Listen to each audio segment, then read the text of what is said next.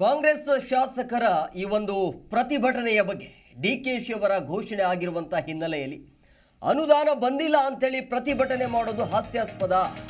DK Suresh ಅವರ ಹೇಳಿಕೆಯನ್ನು divert ಮಾಡಲು ಈ ರೀತಿಯಾಗಿ ಪ್ರಯತ್ನ ಮಾಡಲಾಗ್ತಾ ಇದೆ.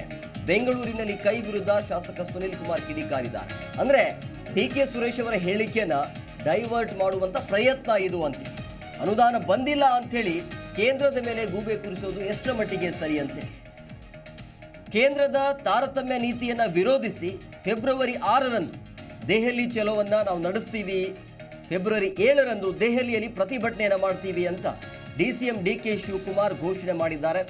ವಿಧಾನಸೌಧದ ಸಮ್ಮೇಳನ ಸಭಾಂಗಣದಲ್ಲಿ ಸುದ್ದಿಗೋಷ್ಠಿಯಲ್ಲಿ ಮಾತನಾಡಿದ ಡಿಕೆಶಿ, ಕಾಂಗ್ರೆಸ್ ಪಕ್ಷದ ಎಲ್ಲ ಶಾಸಕರು, ಪರಿಷತ್ ಸದಸ್ಯರು, ರಾಜ್ಯಸಭಾ ಸದಸ್ಯರು ಎಲ್ಲರೂ ಸೇರಿ ದೆಹಲಿಯಲ್ಲಿ ನಾವು ಪ್ರತಿಭಟನೆಯನ್ನು ಮಾಡ್ತೀವಿ ಅಂತೇಳಿ. ಕಾರಣ ಈ ಒಂದು ಏನು ಬಜೆಟ್ ಘೋಷಣೆ ಆಯ್ತಲ್ಲ, ಇದರ ಜೊತೆಗೆ ನಮಗೆ ಸಿಗಬೇಕಾಗಿರುವಂಥ ಅನುದಾನ ಸರಿಯಾದ ರೀತಿಯಲ್ಲಿ ಸಿಗ್ತಾ ಇಲ್ಲ ಅಂತೇಳಿ. ಇದೇ ವಿಚಾರವಾಗಿ ನಿನ್ನೆ ಡಿ ಕೆ ಸುರೇಶ್ ಅವರು ಕೂಡ ಇದೇ ಹೇಳಿಕೆಯನ್ನು ಕೊಟ್ಟಿದ್ರು.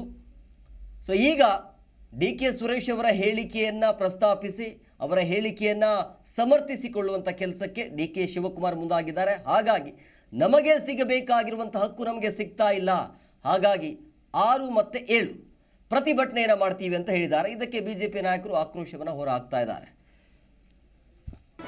ಜಿ ಕನ್ನಡ ನ್ಯೂಸ್ ಈಗ ನಿಮ್ಮ ಮನೆಯಲ್ಲೇ ನೋಡಿ. ಎಲ್ಲ ಕೇಬಲ್ಗಳಲ್ಲಿ ಈಗ ಲಭ್ಯ.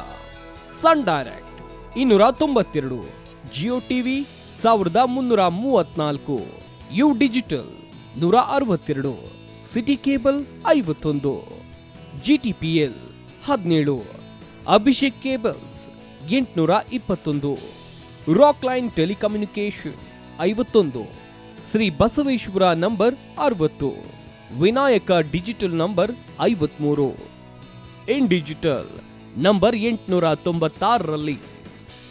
ನಿಮ್ಮಿಸ್ತದ ಜಿ ಕನ್ನಡ ನ್ಯೂಸ್ ನೋಡಿ ಆನಂದಿಸಿ.